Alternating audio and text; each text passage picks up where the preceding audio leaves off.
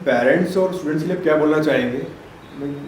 जैसे पेरेंट्स बच्चों को समझ नहीं पाते हैं और बच्चे भी पेरेंट्स को समझ नहीं पाते हैं कि वो अल्टीमेटली उनका भला ही चाहते हैं, तो क्या बोलना चाहेंगे? इस बारे में मैं ये कहना चाहूँगी कि पेरेंट्स और बच्चों में एक पूरी जनरेशन का गैप है।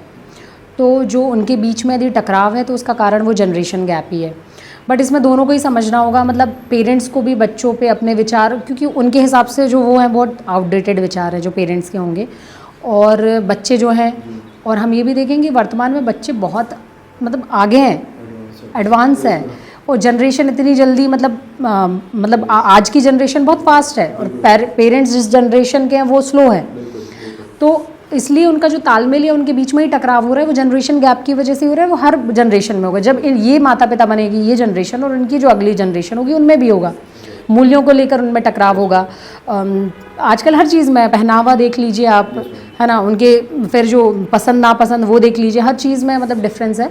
तो इसमें यही है कि मतलब पेरेंट्स को भी समझना होगा कि जो आज की जनरेशन है उनकी क्या वैल्यूज़ है या क्या चीज़ वो कर रहे हैं, तो हर चीज़ में अपने विचार को उन पे नहीं थोपना चाहिए। और बच्चे हैं उनको भी थोड़ा सा रिस्पेक्ट देना चाहिए, समझते हुए जो वो खुद करना चाहते हैं लाइफ में, या उन्हें समझाने की कोशिश करना चाहिए, और एक मिडिल पाथ बीच में निकालना चाहिए। क्योंकि अल्टीमेटली हम भारतीय समाज का हिस्सा है जहाँ पे परिवार की बहुत इंपॉर्टेंस होता है और वैल्यू होती है, और बच्चे भी माता पिता पे उनकी डिपेंडेंसी है, और माता पिता की भी बच्चों के प्रति जिम्मेदारी वो महसूस करते हैं, और वो चाहते हैं कि उनका बच्चा, वो भी इसीलिए करते हैं कि वो चाहता है कि जीवन में सफल हो और अच्छा मुकाम हासिल करे। तो पेरेंट्स को, यदि पेरेंट्स मुझे देख रहे हैं तो उन्हें अपने बच्चों को विंग्स देने चाहिए, वो जो करना चाहते हैं उनको उस क्षेत्र में बढ़ने देना चाहिए। इस तरीके के विचार नहीं थोपने चाहिए कि नहीं आपको, मतलब कई बार पेरेंट्स की ये रहता है कि आप सेफ़ हो जाओगे, गवर्नमेंट जॉब करो, कोई एग्ज़ाम निकाल लो, ये करो वो करो। तो ये सब चीज़ें ना करें, अपने बच्चे के इंटरेस्ट को समझते हुए उसी दिशा में। हाँ, थोड़ा सा आजकल ये है कि डेविएट होने के बहुत सारे अवसर हैं जो कि पहले नहीं थे बिकॉज़ ऑफ फ़ोन, और आज का जो जीवन इस तरीके का है। तो पेरेंट्स को जब तक आपका बच्चा एडोलसेंट एज में है तब तक उसका ध्यान रखना चाहिए। देखें कि वो उनके जो दोस्त हैं वो किस तरीके से हैं, कहाँ उठना बैठना है, क्योंकि आप जिस सराउंडिंग में रहते हैं उसका आपके व्यक्तित्व पे बहुत प्रभाव पड़ता है। तो उस समय पे जब उन्हें ज़रूरत है अपने बच्चे को वॉच करें कि वो दिग्भ्रमित ना हो। और इसके अलावा यदि वो किसी पथ पे जा रहा है और कोई भी उसके अंदर क्वालिटी और चुन रहा है तो पेरेंट्स को सपोर्ट करना चाहिए। ये नहीं कि आप डांस क्यों कर रहे हैं, पढ़ाई करो। जब आपको लग रहा है कि आपके बच्चे का इंटरेस्ट है तो वो बहुत अच्छा उस क्षेत्र में कर सकता है, फिर आपको सपोर्ट करना चाहिए, उसके पैशन को सपोर्ट करना चाहिए और उसकी मदद करनी चाहिए। और मैं देख रही हूँ ऐसे, मतलब मैं बार बार उदाहरण दे रही हूँ कि मेरे होशंगाबाद जैसी छोटी जगह से भी कुछ लड़कियाँ मतलब बॉम्बे में जाके अपनी करियर बना रही हैं, टीवी सीरियल्स में काम कर रही हैं, जो 20-20, 21-21 साल की हैं, और उनके पेरेंट्स उनको सपोर्ट करें, उनके साथ जाके वहाँ पर रह रहे हैं। और पहले उन्होंने शुरुआत इसी से की थी कि मतलब अपने मीडिया जो प्रोफाइल है उसमें डांस के वीडियोस डाले और वो किए। तो वही कह रहे, बहुत संभावना है आजकल, बस आपका बच्चा जो पसंद करता हो, जैसे अब उसे उन्हें बोल दिया जाए कि आप क्या करिए, पढ़ाई करिए, तो नहीं है ना, कि आपके बच्चे के इंटरेस्ट को पहचानें, उसे दबाव मत बनाइए। बस हाँ, वो उसको एक गाइड जिस समय पे ज़रूरत है, एक दिशा डायरेक्शन आप दीजिए, और बच्चा भी रहे तो वो अपने पेरेंट्स को समझे। और जो हमारी सभ्यता संस्कृति एक परिवार का जो है वो दायरा बना रहे, यही मैं कहना चाहूँगी। बहुत सही बताया आपने। मैम, आपके विचार में सफलता का सही मायना क्या है लाइफ में? लाइफ मतलब मीनिंगफुल किसको बोलेंगे कि लाइफ मीनिंगफुल होती है, तो क्या बोलना चाहेंगे? हाँ, इसके संबंध में मैं यही कहना चाहूँगी कि ये जीवन में मतलब सब लोग अलग अलग क्षेत्र में कार्य कर रहे हैं और जुड़े हुए हैं। हम देखते हैं कि आप किसी से भी पूछेंगे तो वो अपनी लाइफ से संतुष्ट नहीं होगा। चाहे आप एक मुझसे पूछे तो मेरी कुछ अलग प्रॉब्लम्स है, कोई और क्षेत्र में व्यक्ति है, मतलब वो अपने क्षेत्र को अच्छा ना बोल के दूसरा उसे मतलब सही लगेगा। तो मेरे ख्याल से सफल व्यक्ति वो है, या खुशी व्यक्ति वो है जो मतलब जहाँ पे भी रहे प्रेजेंट में जिए, खुश रहे और संतुष्ट हो अपनी लाइफ से। बट यही मिलना, ये संतुष्टि मिलना ही मुश्किल है। तो मतलब जो भी है, आप अपना गोल आपने बनाया, स्पेशली मतलब आपको जिस काम को करने में मज़ा आता है, मतलब आप कोई ऐसा काम कर रहे हैं जिसको करने में आप मज़ा नहीं आता, आपको बर्डन लगेगा हमेशा, आप खुश नहीं रहेंगे, है ना। और आपको पता है कि मतलब 8 से 9 घंटा अपने दिन का व्यक्ति अपनी जॉब को देता है।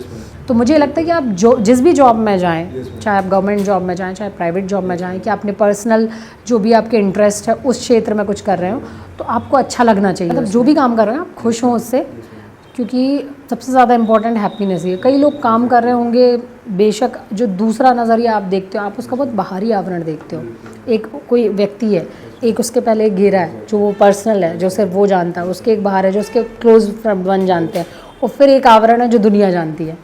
तो उससे आप बहुत कुछ इंसान के बारे में नहीं देख पाते। और हमें मतलब आजकल मैं इसलिए बोल रही हूँ क्योंकि हम फ़ोन और सोशल मीडिया पे देखते हैं, हर बार अब व्यक्ति सोचता है मुझे इसकी तरह बनना है, मुझे इसकी तरह बनना है, और खुद आप अपने में जो है आप वो बनिए, है ना। क्यों बनना है दूसरे की तरह? आपकी जो काबिलियत है, आप जैसे आप वो बनिए, उसको निखारिए, उस प्रतिभा को आगे बनाइए। तो व्यक्ति उसमें खुश नहीं रह पाता कि मुझे वैसा बनना था, मुझे ये करना था। तो आप जिसे देख रहे हैं आप उसका बहुत बाहर का बहुत कम हिस्सा जानते हैं। तो मेरे ख्याल से सक्सेस, सफल व्यक्ति वही है लाइफ में जो खुश है, वो जो कार्य कर रहा है उससे खुश है, उसे मज़ा आता है उसके कार्य में। दूसरे को ना देखें, अपने आप को देखें, वो देखें और अपने जीवन को बेहतर बनाने के लिए कार्य करें। और उसमें जहाँ तक जो जितने सेटिस्फेक्शन लेवल तक जा सकता है वो उतना खुश है, क्योंकि जीवन में कोई संतुष्ट नहीं है। आजकल ये प्रॉब्लम है कि अपनी स्थिति से कोई संतुष्ट नहीं है। आप किसी भी व्यक्ति के पास जाएंगे, वो इस लेवल पे है तो वो यहाँ जाना चाहता है, इस लेवल पे तो वो यहाँ जाना चाहता है, इस लेवल में तो वो वहाँ जाना चाहता है। तो इसकी कोई सीमा नहीं है।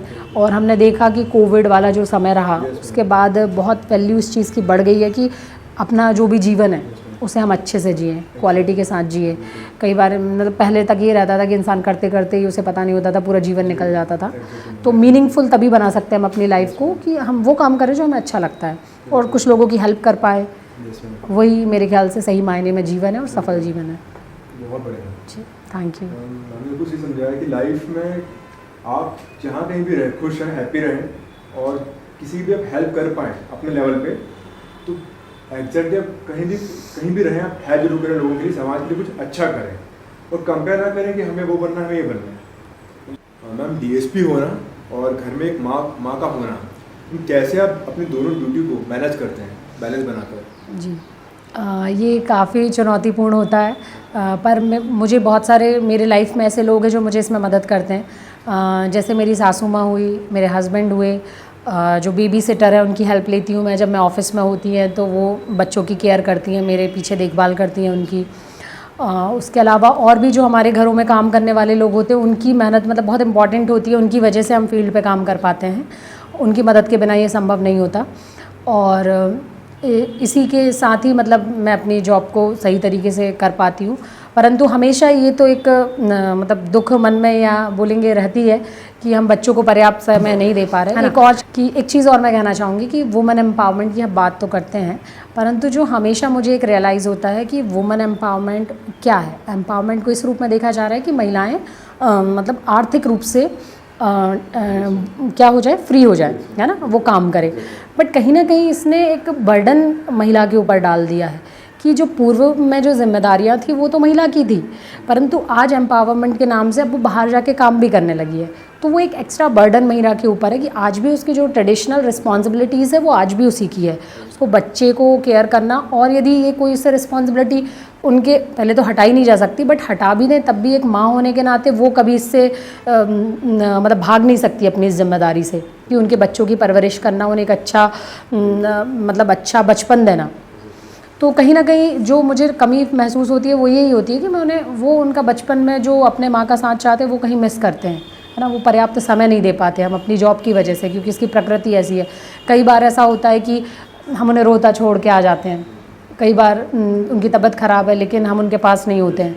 तो ये तो है कमियाँ, लेकिन ठीक है, उसके साथ भी जिस तरीके से एक बैलेंस बनाने की कोशिश मैं करती हूँ कि अपने परिवार, और इसीलिए मैंने कहा कि कुछ समय फील्ड रहने के बाद ही मैंने ऑफ फील्ड पोस्टिंग ली कि मैं दोनों में एक बैलेंस बना के रख सकूँ, अपने परिवार और बच्चों का, जो कि उनका बचपन का अभी समय है।